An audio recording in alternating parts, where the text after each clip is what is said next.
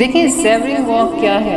Savouring walk میں کم از کم ایک ہفتے تک روزانہ 15 سے 20 منٹ تک کی واک کرنا ہوتی ہے، چہل قدمی کرنا ہوتی ہے، ٹھیک ہے؟ ایک سٹڈی میں ریسرچرز نے شدت سے کہا کہ وہ ایک ہفتے تک روزانہ 15 سے 20 منٹ کی واک کریں۔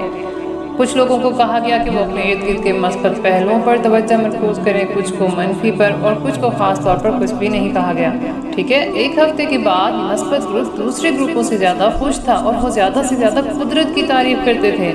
لہٰذا ایک ہفتے تک ہر روز چہل قدمی کرنے کے لیے آپ بھی 20 منٹ کا ٹائم رکھیں، 15 منٹ کا ٹائم رکھیں، اس شیڈیول پر قائم رہنے کی کوشش کریں، ٹھیک ہے؟ چلتے چلتے آپ اپنے ارد گرد زیادہ سے زیادہ پازیٹیو چیزوں کو محسوس کرنے کی کوشش کریں۔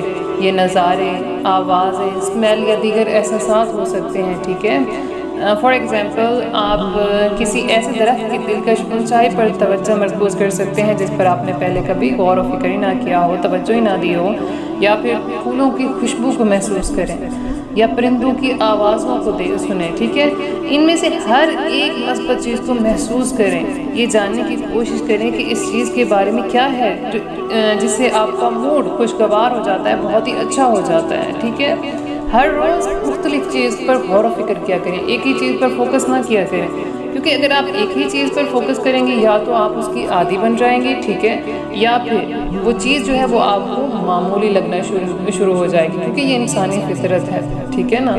دیکھیں غور و فکر کی دعوت ہمیں رب کائنات بھی قرآن پاک میں دیتے ہیں، ٹھیک ہے؟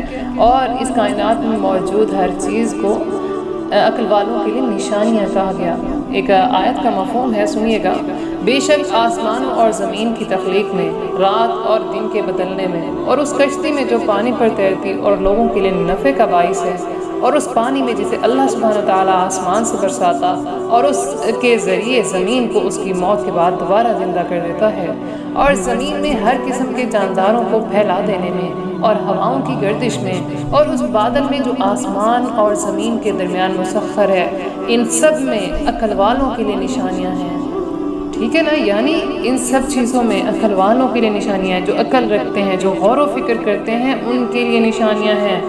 اور دیکھیں جب آپ غور و فکر کریں تو اس کے ساتھ ساتھ اپنے رب کا شکر بھی ادا کیا کریں، کیونکہ یہ سب چیزیں کس کے لیے بنائی گئی ہیں؟ اللہ سبحانہ وتعالیٰ نے یہ سب چیزیں ہم انسانوں کے لیے بنائی ہیں، تو ہمارا بھی تو فرض بنتا ہے جس رب کائنات نے ہمارے لیے اتنا کچھ کیا تو ہم بھی اس کا شکر ادا کریں۔ کوئی انسان ہمارے لیے چھوٹا سا کام کرتے ہم اس کا شکر کرتے کرتے نہیں تھکتے، ٹھیک ہے نا؟ رب کائنات نے ہمارے لیے پوری کائنات تخلیق کر دی، کیا ہمارا فرض نہیں بنتا کہ اس رب کائنات کا شکر ادا کریں، ٹھیک ہے نا؟